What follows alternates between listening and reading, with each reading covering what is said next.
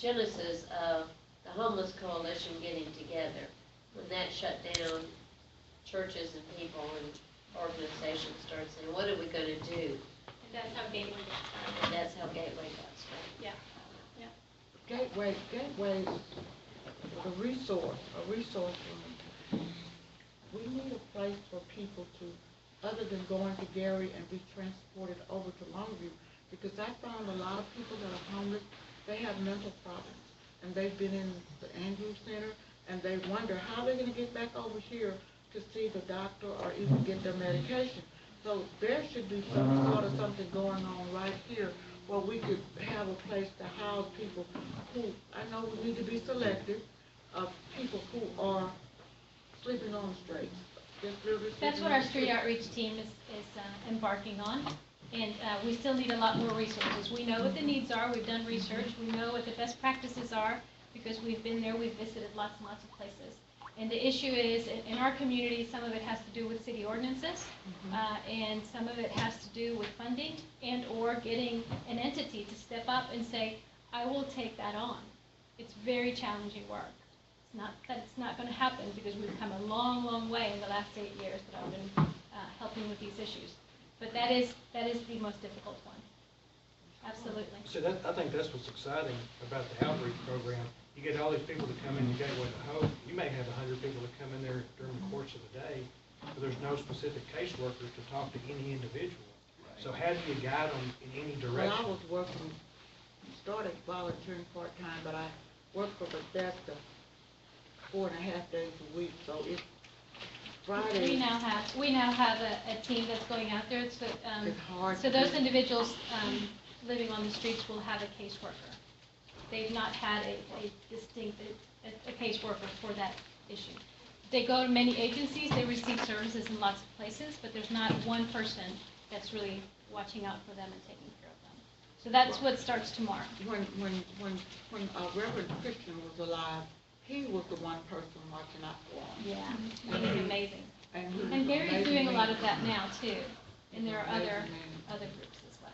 But, yeah. Yeah. So all that Gateway does, all we said we would do when we open, we'd like to do a lot more, is come in and get your clothes washed, take a bath, get a haircut, make a phone call, get your mail, get on the computer. We have a little transportation system. It runs a lot of people around town for various things and get some new clothes. My church used to be involved. My church used to be the pickup bus that picked up at Gateway. Okay, we're going to move on. I know there's a group here talking about new initiatives or network. Carlton, everybody's pointing at you. We said, and we know there's people from the Chamber of Commerce here, but maybe just kind of learning what they're doing, and they're divided into kind of groups like yeah, they have lots of different. And so making sure that there's some kind of communication between those two groups, and making sure we both keep updated on what each other are doing, because I know that they have a lot more of the business sector with them, so figuring out how we can work together and communicate. Yeah. I would just like to add that I am the chair for the medical committee this year. Okay. And so yes, we are addressing some of the same things, not as deeply as you all are, of course, but there are some avenues where some of our committees could connect in. I'm sorry to interrupt, I just wanted to share that. So we need to talk to Tom Mullins or Henry? Probably either one. Okay. And okay.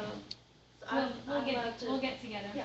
Yeah. Make sure that if we have, just like the Veterans Roundtable, for example, of which I'm also a member, although I'm not always there, we also have committees under the same headings. Of course, the focus is veterans, but nevertheless, they're doing a lot of work that's already been done.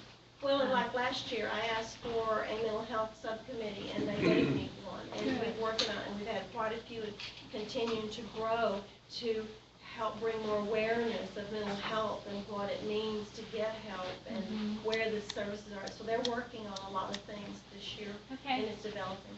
So we need to make sure that we add Chamber of Commerce and Title Economic Development. That's great. Who else?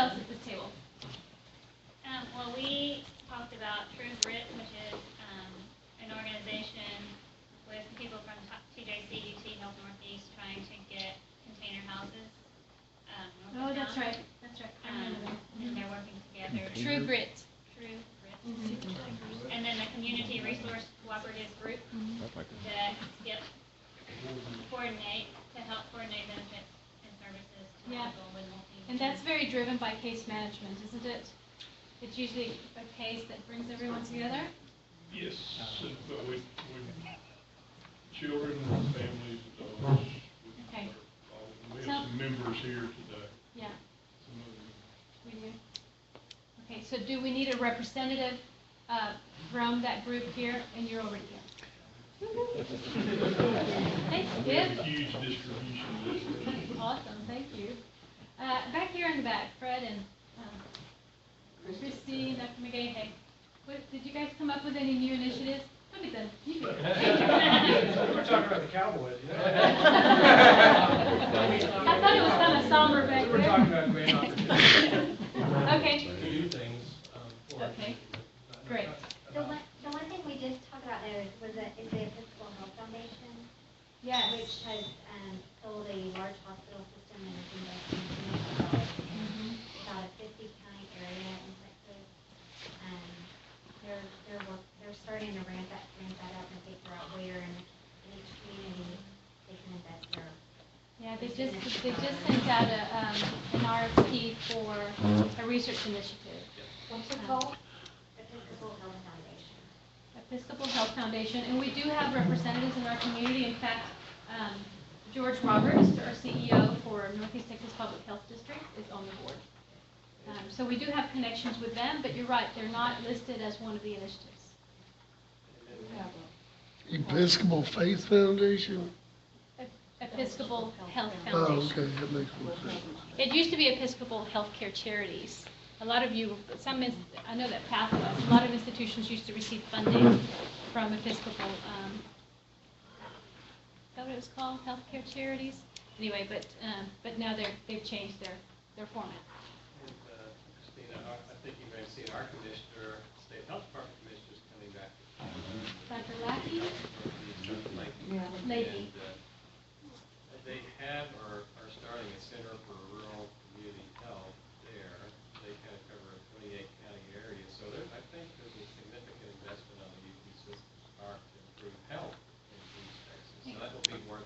Carlton, do we need another representative from UT Health Northeast? But you don't have any transportation from rural to get to UT. Yeah, that's another issue. There's another committee for that. You're right. Yeah, it is. It's a huge issue. Carlton. It is not, it's not an issue that's being ignored though, Melody, is what I'm trying to say. It's a lot to be overcome. We're getting there. We're not gonna fight today. I didn't bring my boxing gloves. Okay, who else do we have at this table? Over here, Lisa?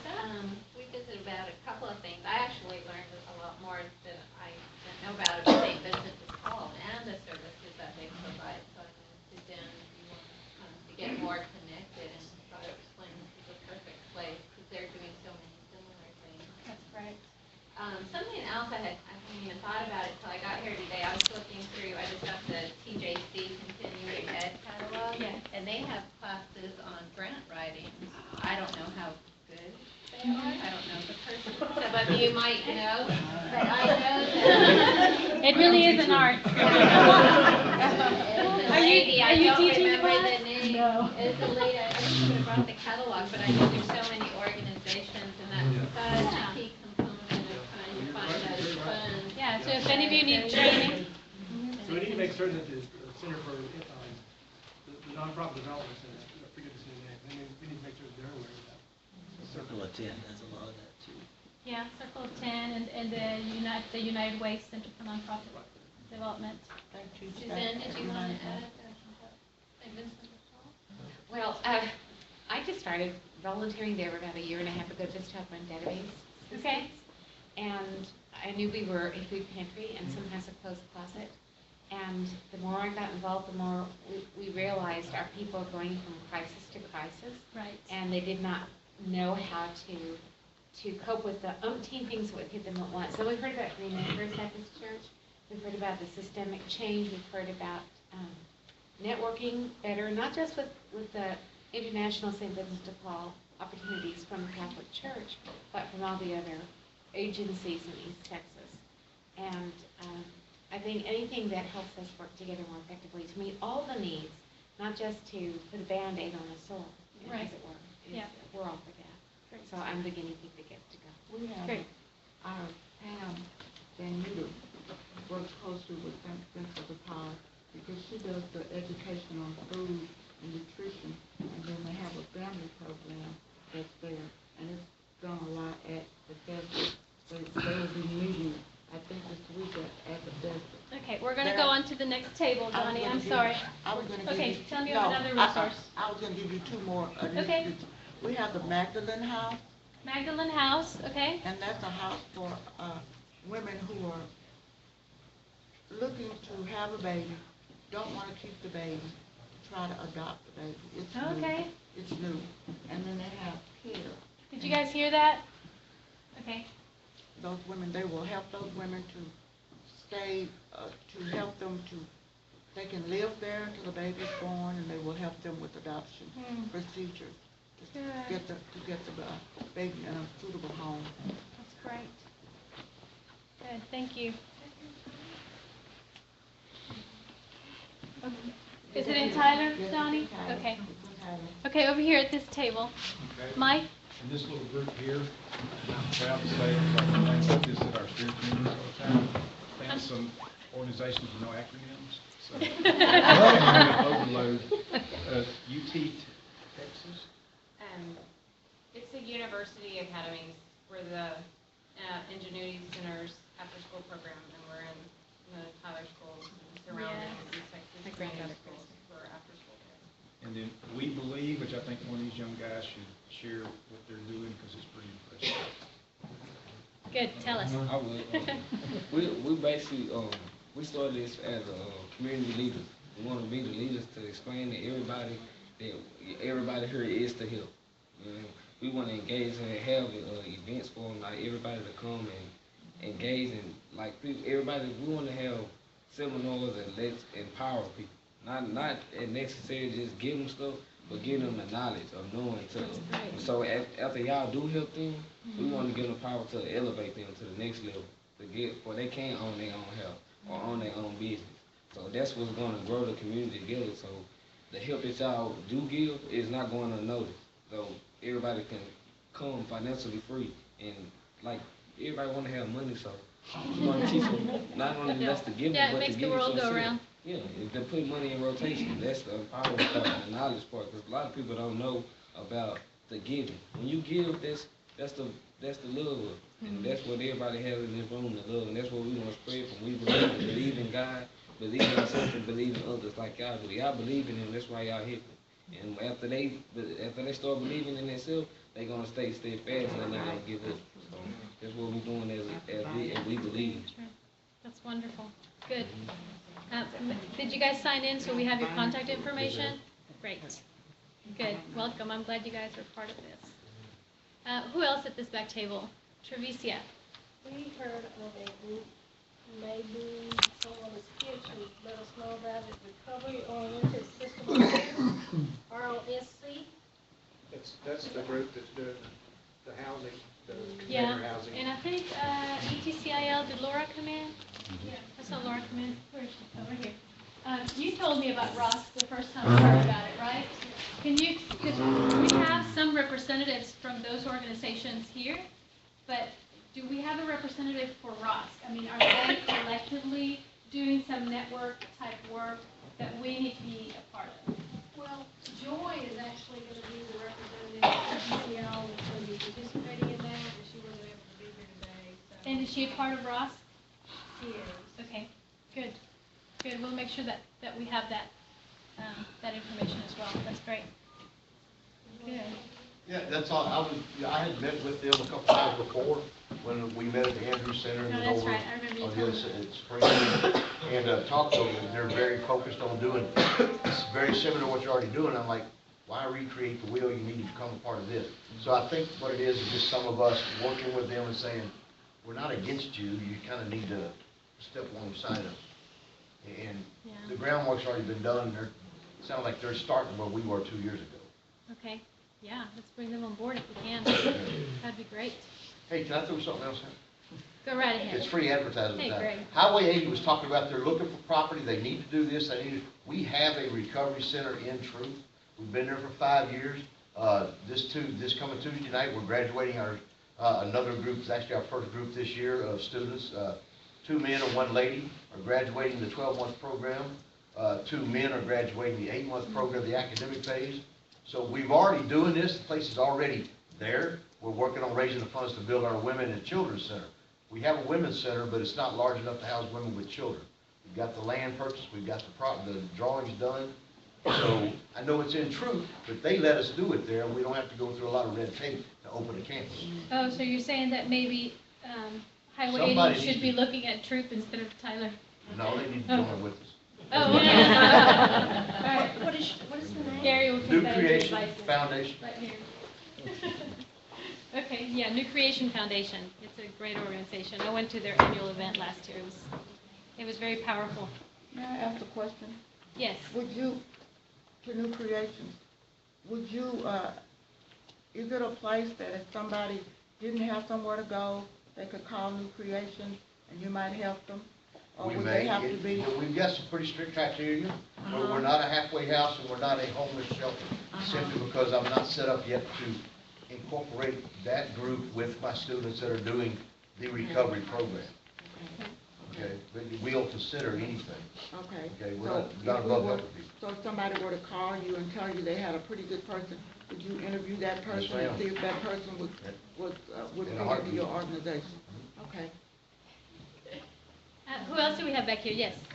We talked about the Food Coalition and Texas Hunger Initiative, that already I think there's some possible partnership, working with Bethesda and St. Paul's, but it really works to improve access to fresh local foods and focusing on doing food gleaning, so making sure that food from restaurants or food from neighboring farms, that it may not be suitable for sale, but it's actually still nutrition rich and it's edible, that gets funneled to sources where it's needed. One of the other things we talked about was the Peace of Mind Conference that happened in September. Not really a direct service providing opportunity, but it was about awareness raising. So just looking at the need for more partnership and more of a buy-in to raising awareness about depression and suicide prevention and what have you in young people and particularly in the community. And one of the other things that we talked about, and I think that there may have been some mention of this, the Church Under the Bridge. Yeah. What are those organizations now? Is it Hunger for Love, Church Under the Bridge, Brothers Keepers, is that all under one organization? Or No, does- not really. Love Inc., which is the one that Travis White has, does a lot of working with all of those organizations, and through his Facebook page and stuff, he's always promoting those. But those are still very distinct organizations that are working with the same population and in the same location most of the time, but at different times. Yeah. So they have programs on Saturdays and on Sundays, 2 distinct groups, and then the one that goes out. But it's the same population that they're going out to feed. Yeah, but they're different organizations. Have they ever been invited to? Yes. Yeah. Yeah. And they've all been here. They've not been active lately, but all of them have been. And they're all on the distribution list, so they're aware of what we're doing, but we haven't gotten them back. So you're welcome to do that. Kicking and screaming, we don't care. Okay, any more updates at that back table? Okay, over here, this table, what do we have? Everybody's sneaking. We'll go. Okay, all right. Okay, Trevor. so it was kind of a little bit of everybody on this end of the table. One person was asking the question whether Smith County and the East Texas Transportation Partners, Smith County, Gregg County, RMA, and the taxi cab company are involved in the transportation initiative that we have. And if not, to get them there. Okay, and then we had the privilege of having Mr. Scott here, who is working with special education. So he was talking about in our special education, under the education umbrella, Shiloh Road Church of Christ has an adult daycare that deals with special education individuals who also may have behavioral problems.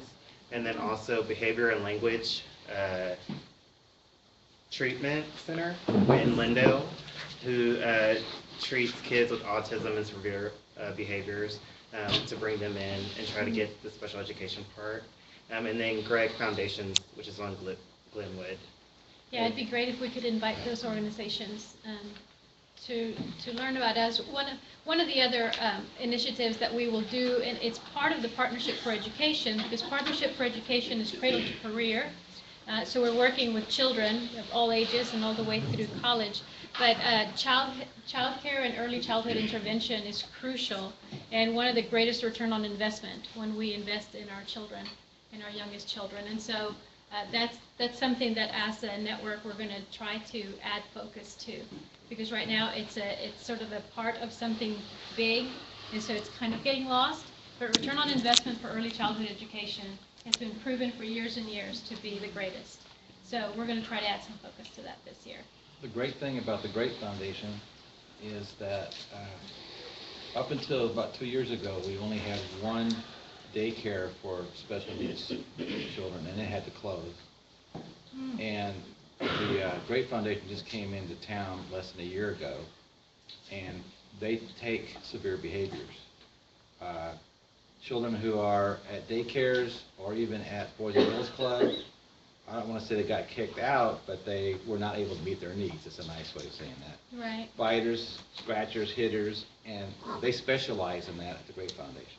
And so they've taken in these children that have been asked to leave other facilities, and they deal with behaviors. Wow. They're Meeting a tremendous need. They're very successful. That's great. And they have lots of room to grow. They already have 100 children, and they're growing, and they have the room to grow. It's being developed right now. Well, I'm glad to know that. Glenwood. Good. I'd like to meet some of the individuals there. What else do we have at this table? Yes. I've got one thing. Okay. I was talking to Lisa Fitch about their Fletch. Yeah, I'm terrible with names, and Greg. Turn your camera around. That's right. Okay, yeah, well, I'm so bad talking and I'm about out of batteries. Yeah, me. But everybody has a great program here, but we're going through a paradigm technology explosion. There's ways to connect transportation, housing, food, healthcare, drug addiction that's much easier than this mouth to mouth and you know, come in here every month. There's apps for transportation, like Lyft and Uber. No, they're not. That is, well, I'm sorry, but there are. But it is revolutionizing transportation. What about all the other stuff? Okay, the bus thing, you've got rideshare. Right. And you got Route Shout and Route Max that the city's using. And if we have that API that's accessible to our phones and tablets or TVs, you know, it'll revolutionize how I get on the bus. And we can apply those same sort of technologies for, you know, somebody's having a drug overdose, and maybe somebody's with them has an app and they can find Lisa's place. Okay. So it's great to be working on all these individual programs, but I think we need a way We do have. to communicate. Okay. We do have, and it hasn't always been as user-friendly as all of us would like, and Is that the 211? And Karen Babe, who is the director of 211, is working on that. But what they're bringing to our community is the paradigm shift. Okay. The portals that they're bringing in for all of us to use is truly a paradigm shift. I've seen it work. I've seen some of the demonstrations of that So work. is there a Google app and an iPhone app for that? Yeah. So everybody ought to have that. Yeah. Okay. It's all web-based, so, yes. Well, we've gathered quite a bit of information that we weren't all aware of, so I'm grateful for that. So we're going to continue building on all of the work that we've been doing. Each of our committees is working on some major projects. Some have been completed, some new ones are getting started, but at the same time as we continue to build on that work, we are also going to begin implementing Bridges Out of Poverty. And some of you attended the conference. Those of you who attended the conference are familiar with what that is, at least the